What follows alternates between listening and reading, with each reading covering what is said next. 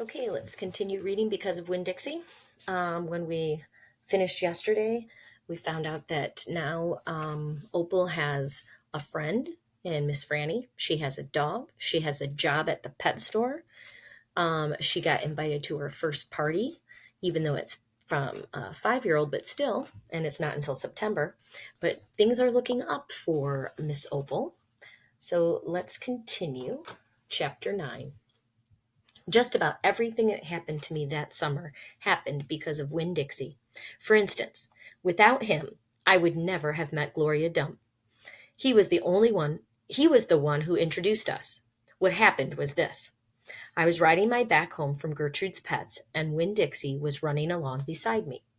We went past Dunlap and Stevie Dewberry's house, and when Dunlap and Stevie saw me, they got on their bikes and started following me. They wouldn't ride with me. They just rode behind me and whispered things that I couldn't hear. Neither one of them had any hair on his head because their mama shaved their heads every week during the summer because of the one time Dunlap got fleas in his hair from their cat, Sadie. And now they look like two identical bald-headed babies, even though they weren't twins. Dunlap was 10 years old like me, and Stevie was 9 and tall for his age. I can hear you, I hollered back at them. I can hear what you're saying. But I couldn't. Winn Dixie started to race way ahead of me. You better watch out, Dunlap hollered.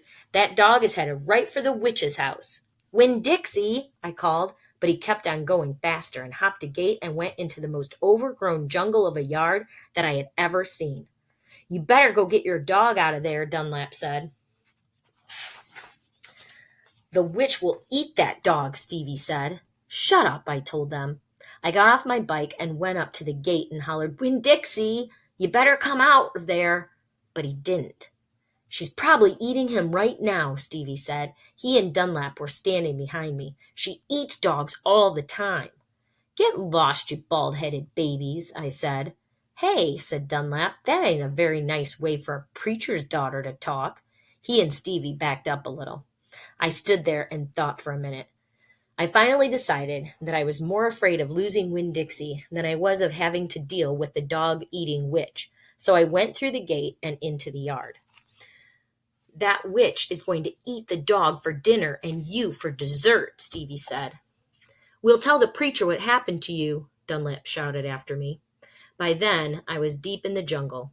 There was every kind of thing growing everywhere. There were flowers and vegetables and trees and vines. Winn Dixie, I said. I heard. This dog sure likes to eat. I went around a really big tree all covered in moss, and there was Winn Dixie. He was eating something right out of the witch's hand. She looked up at me. This dog sure likes peanut butter, she said. You can always trust a dog that likes peanut butter. She was old with crinkly brown skin. She had on a big floppy hat with flowers all over it, and she didn't have any teeth. But she didn't look like a witch. She looked nice, and Winn Dixie liked her, I could tell. I'm sorry he got into your garden, I said. You ain't got to be sorry, she said. I enjoy a little company. My name's Opal, I told her. My name's Gloria Dump, she said. Ain't that a terrible last name, Dump? My name is Baloney, I said. Sometimes the kids at school back home in Watley call me lunch meat. Ha! Gloria Dump laughed. What about this dog? What do you call him? Winn Dixie, I said. Winn Dixie thumped his tail on the ground. He tried smiling, but it was hard with his mouth full of peanut butter. Winn Dixie? Gloria Dump said. You mean like the grocery store? Yes, ma'am, I said. Woo-wee, she said. That takes a strange name prize, don't it? Yes, ma'am, I said. I was just fixing to make myself a peanut butter sandwich, she said. You want one too? All right, I said. Yes, please. Go on and sit down, she said, pointing at a lawn chair with the back all busted out of it. But sit down careful. I sat down careful, and Gloria Dump made me a peanut butter sandwich on white bread. Then she made one for herself and put her false teeth in. When she was done, she said to me, You know, my eyes ain't too good at all. I can't see nothing but the general shape of things. So I got to rely on my heart. Why don't you go and tell me everything about yourself so as I can see you with my heart? And because Winn-Dixie was looking up at her like she was the best thing he had ever seen, and because the peanut butter sandwich had been so good, and because I had been waiting for a long time to tell someone everything about me, I did. Chapter 10. I told Gloria Dump everything. I told her how me and the preacher had just moved to Naomi and how I had to leave all my friends behind. I told her about my mama leaving, and I listed out the 10 things that I knew about her. And I explained that here in Naomi, I missed mama more than I ever did in Watley. I told her about the preacher being like a turtle, hiding all the time inside his shell.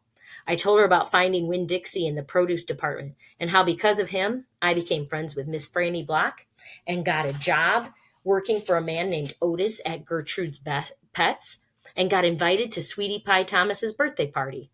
I even told Gloria Dump how Dunlap and Stevie Dewberry called her a witch, but I told her they were stupid, mean, bald-headed boys, and I didn't believe them, not for long anyhow. And the whole time I was talking, Gloria Dump was listening. She was nodding her head and smiling and frowning and saying, and is that right? I could feel her listening with all her heart, and it felt good. You know what? She said when I was all done. What? Could be that you got more of your mama in you than just red hair and freckles and running fast. Really? I said. Like what? Like maybe you got her green thumb. The two of us could plant something and see how it grows. Test your thumb out. Okay, I said. What Gloria Dump picked for me to grow was a tree. Or she said it was a tree. To me, it looked more like a plant. She had me dig a hole for it and put it in the ground and pat the dirt around it tight, like it was a baby and I was tucking it into bed. What kind of tree is it? I asked Gloria Dump. It's a wait-and-see tree, she said. What's that mean? It means you got to wait for it to grow up before you know what it is. Can I come back and see it tomorrow? I asked. Child, she said, as long as this is my garden, you're welcome in it. But that tree ain't going to have changed much by tomorrow. But I want to see you too, I said. Humph, said Gloria Dump. I ain't going nowhere. I be right here. I woke Winn-Dixie up then. He had peanut butter in his whiskers, and he kept yawning and stretching. He licked Gloria Dump's hand before we left, and I thanked her. That night when the preacher was tucking me into bed, I told him how I got a job at Gertrude's Pets, and I told him all about making friends with Miss Franny Block and getting invited to Sweetie Pie's party, and I told him about meeting Gloria Dump. Winn-Dixie lay on the floor, waiting for the preacher to leave so he could hop up on the bed like he always did. When I was done talking, the preacher kissed me goodnight, and then he leaned way over and gave Winn-Dixie a kiss too, right on top of his head. You can go ahead and get up there now, he said to Winn-Dixie. Winn-Dixie looked at the preacher. He didn't smile at him, but he opened his mouth wide, like he was laughing. Like the preacher had just told him the funniest joke in the world, and this is what amazed me the most. The preacher laughed back. Winn-Dixie hopped up on the bed, and the preacher got up and turned out the light. I leaned over and kissed Winn-Dixie too, right on top of his nose. But he didn't notice. He was already asleep and snoring. Okay, that's the end. So now we have a new character, Gloria Dump, who the Dewberry boys think is a witch, but she's not.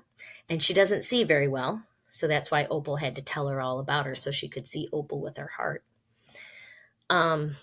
So that's it for today, and we'll see you next week when we continue reading.